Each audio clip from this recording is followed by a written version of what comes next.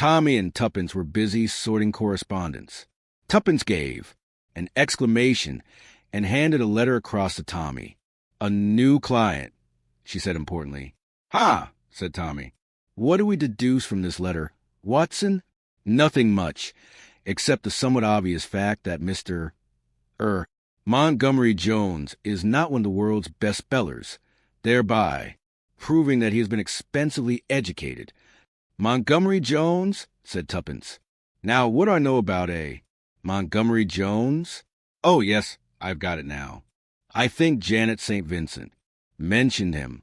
His mother was Lady Aileen Montgomery, very crusty and high church, with gold crosses and things, and she married a man called Jones who was immensely rich." "In fact, the same old story," said Tommy. "Let me see, what time does this Mr. M.J. wish to see us?" 11:30. At 11:30, precisely, a very tall young man with an amiable and ingenuous countenance entered the outer office and addressed himself to Albert, the office boy. "Look here, I say. Can I see Mr. Blunt?" "Have you an appointment, sir?" said Albert. "I don't quite know." "Yes, I suppose I have. What I mean is I wrote a letter dash." "What name, sir?" "Mr. Montgomery Jones." "I will take your name in to Mr. Blunt." He returned after a brief interval. "Will you wait a few minutes, please, sir? Mr. Blunt is engaged on a very important conference at present." "Oh, yes, certainly," said Mr. Montgomery Jones. Having, he hoped, impressed his client sufficiently, Tommy rang the buzzer on his desk, and Mr. Montgomery Jones was ushered into the inner office by Albert. Tommy rose to greet him, and shaking him warmly by the hand, motioned toward the vacant chair. "Now, Mr. Montgomery Jones," he said briskly, "what can we have the pleasure of doing for you?" Mr. Montgomery Jones looked uncertainly at the third occupant of the office. "My confidential secretary, Miss Robinson," said Tommy.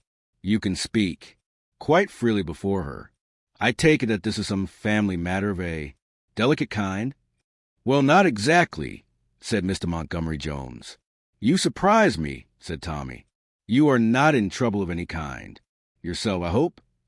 "Oh, rather not," said Mr. Montgomery Jones.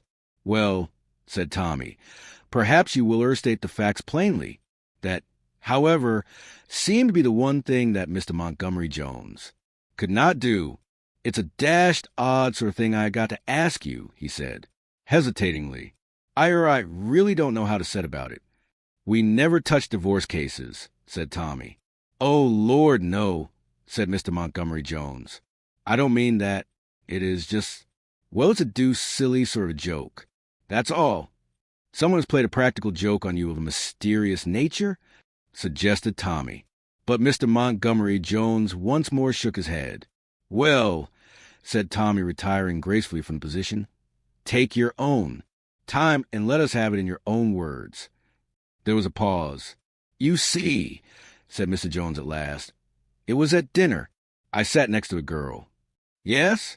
said Tommy encouragingly. "She was well, I really can't describe her, but she was simply one of the most sporting girls I ever met. She's an Australian over here with another girl, sharing a flat with her in Clarges Street. She's simply game for anything. I absolutely can't tell you the effect that girl had on me." "We can quite imagine it, Mr. Jones," said Tuppence. She saw clearly that if Mr. Montgomery Jones' troubles were ever to be extracted, a sympathetic feminine touch was needed, as distinct from the businesslike methods of Mr. Blunt. "We can understand," said Tuppence encouragingly. "Well, the whole thing came as an absolute shock to me," said Mr. Montgomery Jones, "that a girl could, well, knock you over like that. There had been another girl, in fact, 2 other girls. One was awfully jolly, and all that, but I didn't much like her chin. She danced marvelously, though, and I have known her all my life, which makes a fellow feel kind of safe, you know. And then there was one of the girls at the Frivolity, frightfully amusing, but of course there would be a lot of ructions with the mater over that. And anyway, I really didn't want to marry either of them, but I was thinking about things, you know, and then slap out of the blue I sat next to this girl and dash The whole world was changed, said Tuppence in a feeling voice. Tommy moved impatiently in his chair. He was by now somewhat bored by the recital of Mr. Montgomery Jones' love affairs. You put awfully well, said Mr. Montgomery Jones. That is absolutely what it was like. Only, Elle fancy she didn't think much of me. You mayn't think it, but I am not terribly clever. Oh, you mustn't be too modest, said Tuppence. Oh, I do realize that I am not much of a chap, said Mr. Jones with an engaging smile. Not for a perfectly marvelous girl like that. That is why I just feel I got to put this thing through. It's my only chance. She's such a sporting girl that she would never go back on her word. Well, I am sure we wish you luck and all that, said Tuppence kindly, but I don't exactly see what you want us to do. Oh, Lordle, said Mr. Montgomery Jones. Haven't I explained? No, said Tommy. You haven't? Well, it was like this. We were talking about detective stories. Una, that's her name, is just as keen about them as I am. We got talking about one in particular. It all hinges on alibi. Then we got talking about alibis and faking them. Then I said no. She said now which of us was at that. Said it. Never mind which of you it was, said Tuppence. I said it would be a jolly difficult thing to do. She disagreed, said it only wanted a bit of brain work. We got all hot and excited about it, and in the end she said, I will make you a sporting offer. What do you bet that I can produce an alibi that nobody can shake?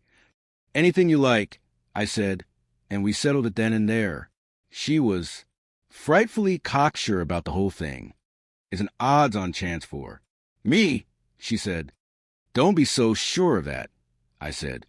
Supposing you lose and I ask you for anything I like? She laughed and said she came of a gambling family and I could. Well, said Tuppence as Mr. Jones came to a pause and looked at her appealingly. Well, don't you see? It is up to me. It is the only chance I've got of getting a girl like that to look at me. You have no idea how sporting she is. Last summer she was out in a boat, and someone bet her she wouldn't jump overboard and swim ashore in her clothes, and she did it. It is a very curious proposition, said Tommy. I am not quite sure I yet understand it. It is perfectly simple, said Mr. Montgomery Jones. You must be doing this sort of thing all the time, investigating fake alibis and seeing where they fall down. Oh, yes, of course, said Tommy. We do a lot of that sort of work. Someone has got to do it for me, said Montgomery Jones. I shouldn't be any good at that sort of thing myself. You have only got to catch her out, and everything is all right. I dare say it seems rather a futile business to you, but it means a lot to me, and I am prepared to pay her all necessary what not you know. That will be all right, said Tuppence. I am sure Mr. Blunt will take the case on for you.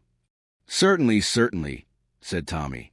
A most refreshing case, most refreshing indeed. Mr. Montgomery Jones heaved a sigh of relief and pulled a mass of papers from his pocket and selected one of them. Here it is, he said. She says, I am sending you proof I was in 2 distinct places at one and the same time. According to one story, I dined at the Bon Temps restaurant in Soho by myself, went to the Duke's Theater and had supper with a friend, Mr. Lemarchant, at the Savoy, but I was also staying at the Castle Hotel, Torquay, and only returned to London on the following morning. You got to find out which of the 2 stories is the true one and how I manage the other. There, said Mr. Montgomery Jones. Now you see what it is that I want you to do. A most refreshing little problem, said Tommy. Very naive. Here is Una's photograph, said Mr. Montgomery Jones. You will want that. What is the lady's full name? Inquired Tommy. Miss Una Drake, and her address is 180 Clarges Street. Thank you, said Tommy. Well, we will look into the matter for you, Mr. Montgomery Jones. I hope we shall have good news for you very shortly. I say, I am no ungrateful, said Mr. Jones, rising to his feet and shaking Tommy by the hand. It has taken an awful load off my mind. Having seen his client out, Tommy returned to the inner office. Tuppence was at the cupboard that contained the classic library. "Inspector French," said Tuppence. Said Tommy. "Inspector French, of course," said Tuppence. "He always does alibis." "I know the exact procedure. We have to go over everything and check it. At first it will seem all right, and then, when we examine it more closely, we shall find the flaw." "There ought not to be much difficulty about that," agreed Tommy. "I mean, knowing that one of them is a fake, to start with, makes the thing almost a certainty, I should say. That is what worries me. I don't see anything to worry about in that." "I am worrying about the girl," said Tommy. "She will probably be let in to marry that young man, whether she wants to or not." "Darling," said Tuppence, "don't be foolish.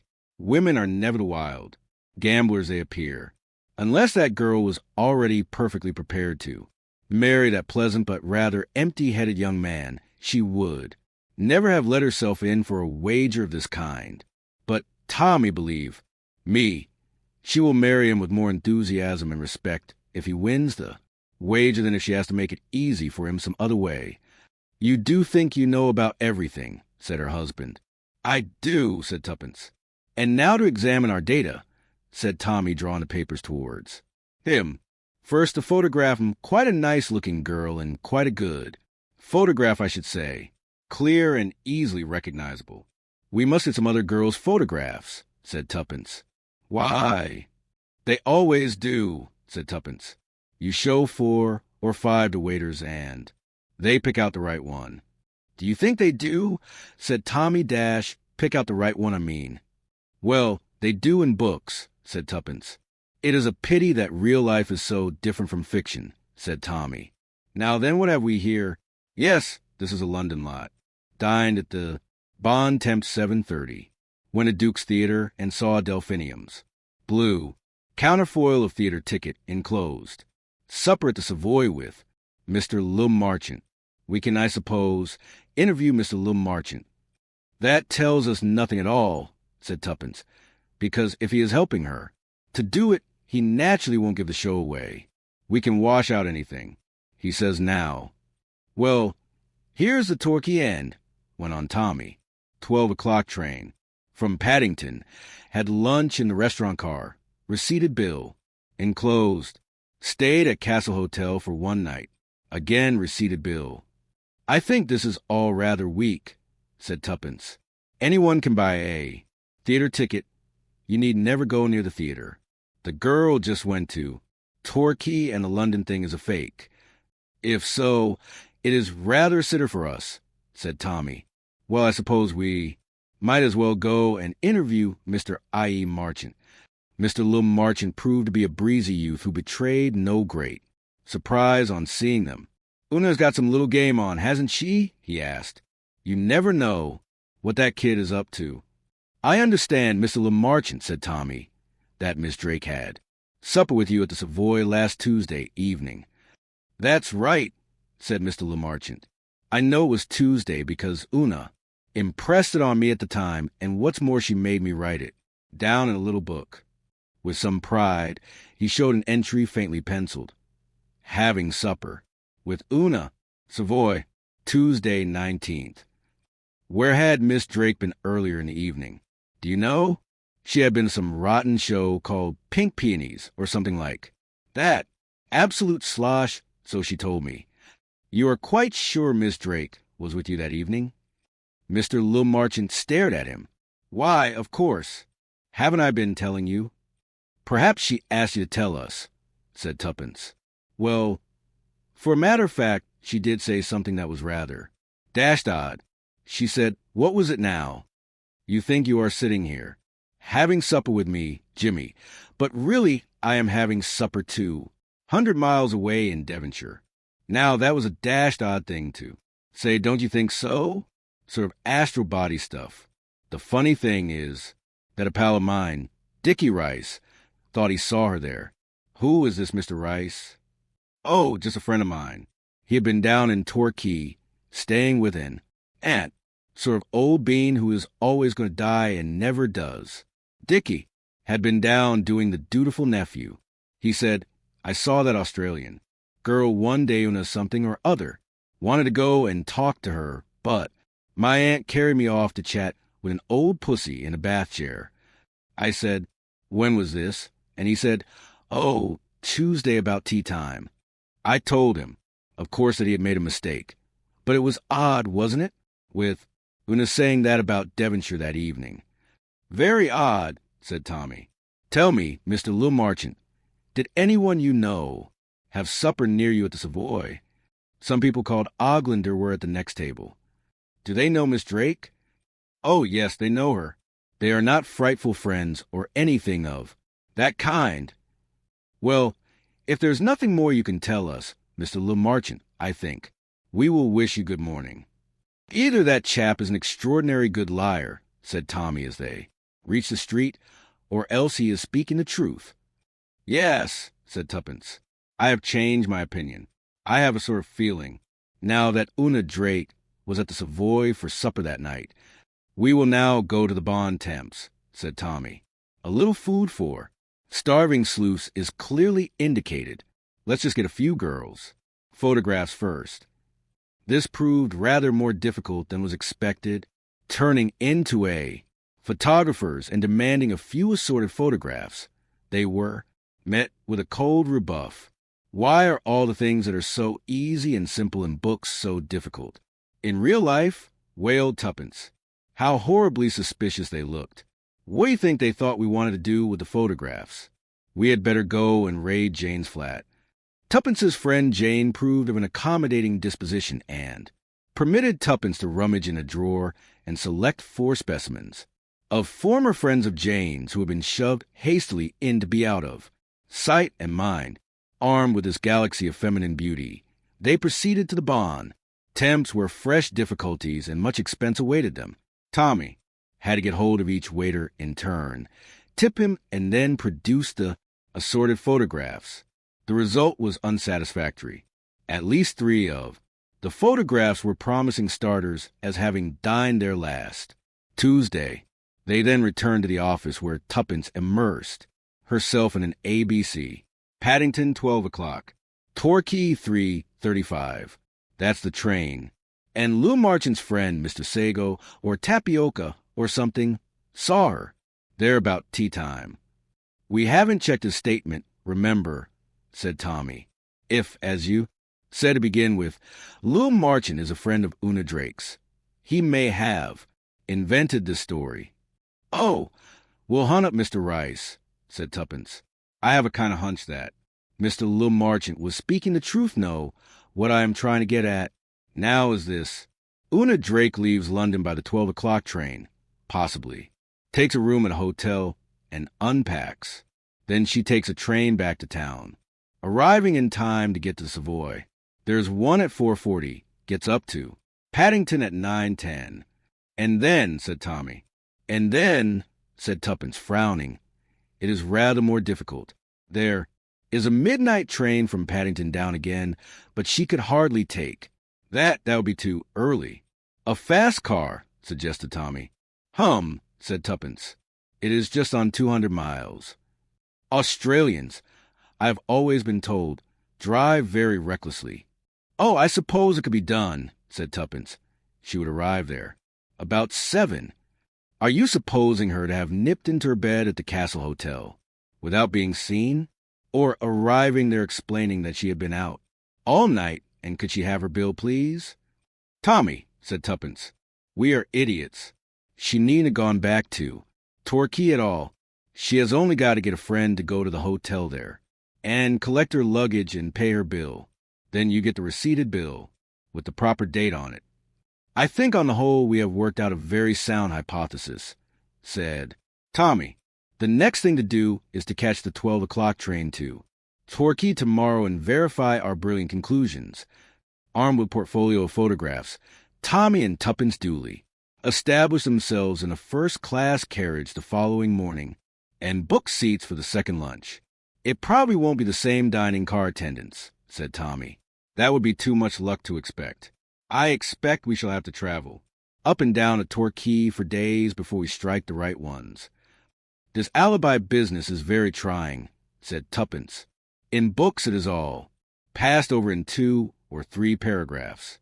Inspector something then boarded the train to Torquay and questioned the dining car attendants. And so ended the story. For once, however, the young couple's luck was in answer to their question. The attendant who brought their bill for lunch proved to be the same one who had been on duty the preceding Tuesday. What Tommy called the 10-shilling note touch then came into action, and Tuppence produced the portfolio. "I want to know," said Tommy, "if any of these ladies had lunch on this train on Tuesday last." In a gratifying manner worthy of the best detective fiction the man at once indicated the photograph of Una Drake. "Yes, sir. I remember that lady, and I remember that it was Tuesday because the lady herself drew attention to the fact, saying it was always the luckiest day in the week for her." "So far, so good," said Tuppence as they returned to their compartment. "And we will probably find that she booked at the hotel all right. It is going to be more difficult to prove that she traveled back to London, but perhaps one of the porters at the station may remember." Here, however, they drew a blank, and crossing to the up platform, Tommy made inquiries of the ticket collector and of various porters, after the distribution of half-crowns as a preliminary to inquiring.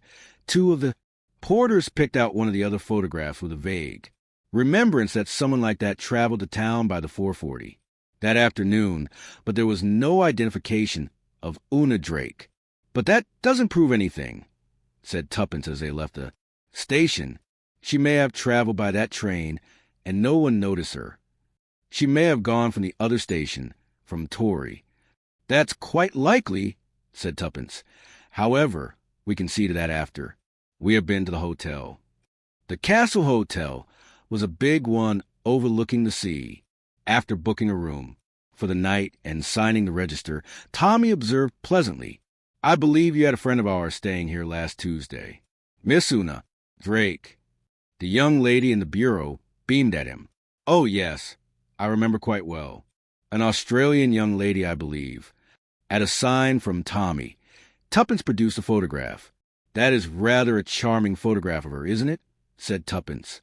"Oh, very nice indeed, quite stylish." "Did she stay here long?" inquired Tommy. "Only one night.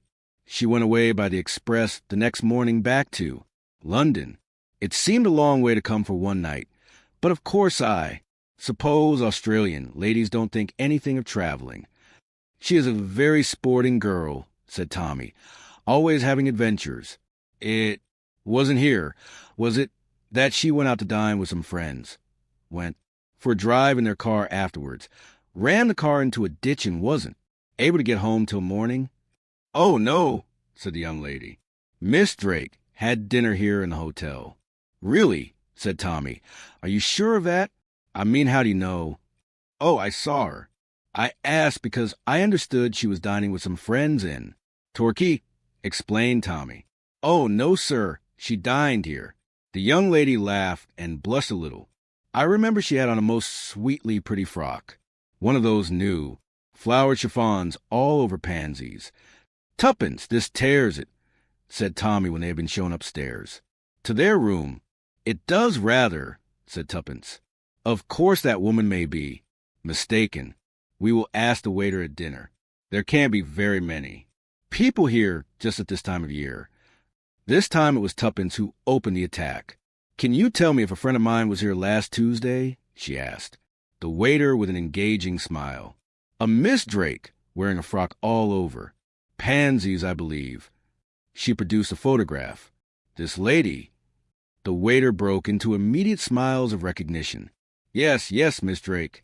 I remember her very well. She told me she came from Australia. She dined here." "Yes. It was last Tuesday. She asked me if there was anything to do afterwards in the town."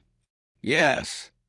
I told her the theater, the pavilion, but in the end she decided not to go, and she stayed here listening to our orchestra."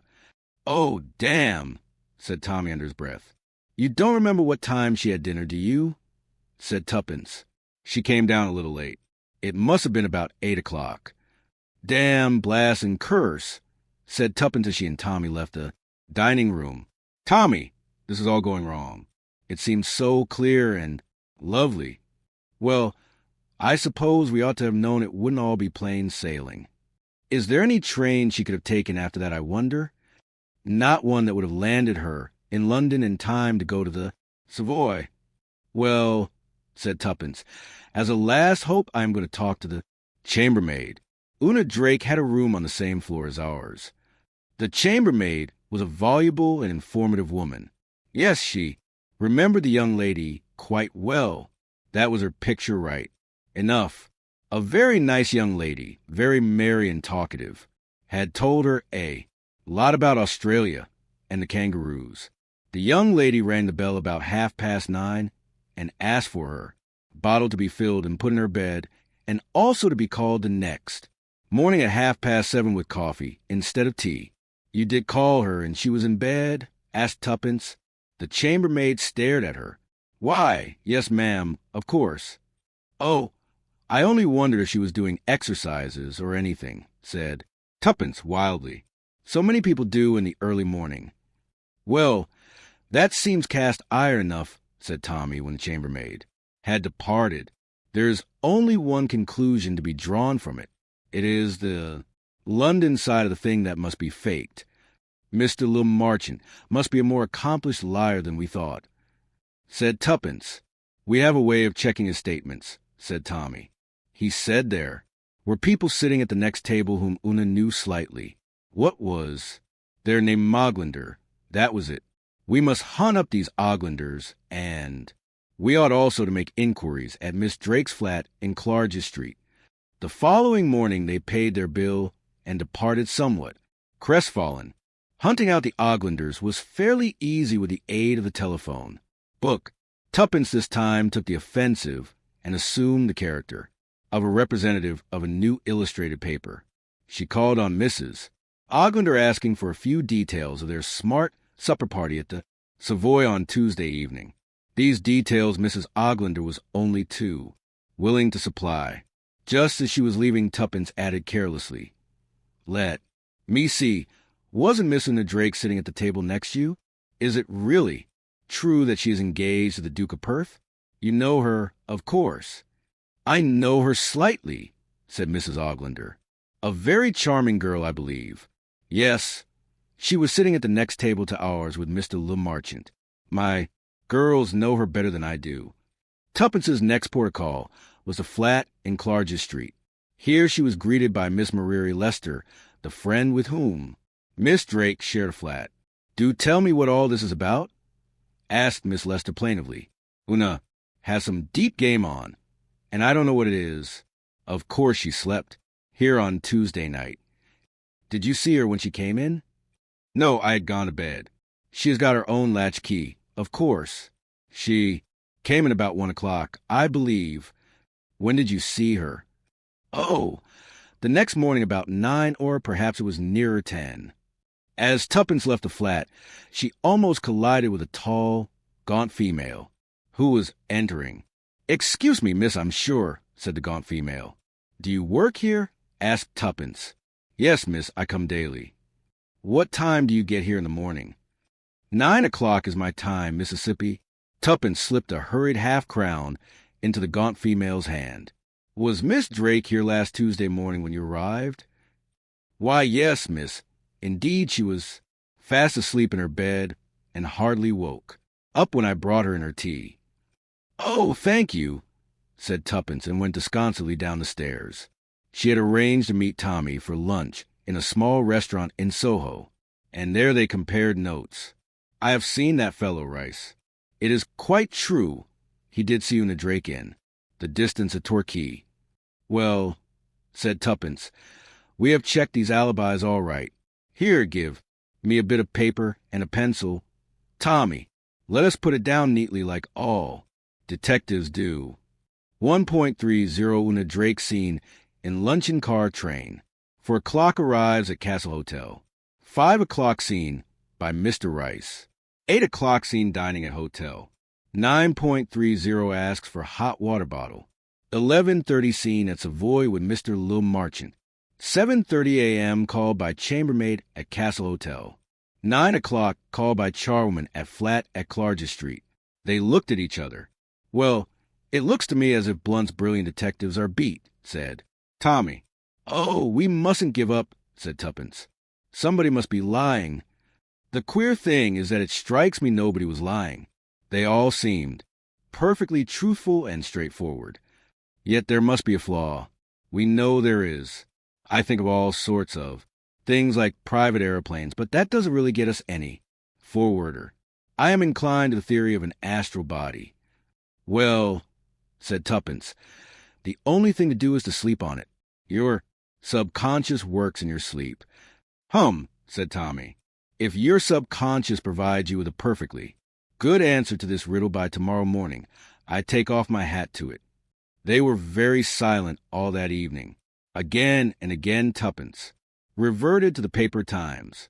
She wrote things on bits of paper. She murmured to herself. She sought perplexly through rail guides. But in the end they both rose to go to bed with no faint glimmer of light on the problem. This is very disheartening, said Tommy. One of the most miserable evenings I have ever spent, said Tuppence. We ought to have gone to a music hall, said Tommy. A few good jokes about mothers-in-law and twins and bottles of beer would have done us. No end of good. No, you will see this concentration will work in the end, said Tuppence. How busy our subconscious will have to be in the next 8 hours. And on this hopeful note, they went to bed. Well, said Tommy next morning, has the subconscious worked? I have got an idea, said Tuppence. You have? What sort of an idea? Well, rather a funny idea.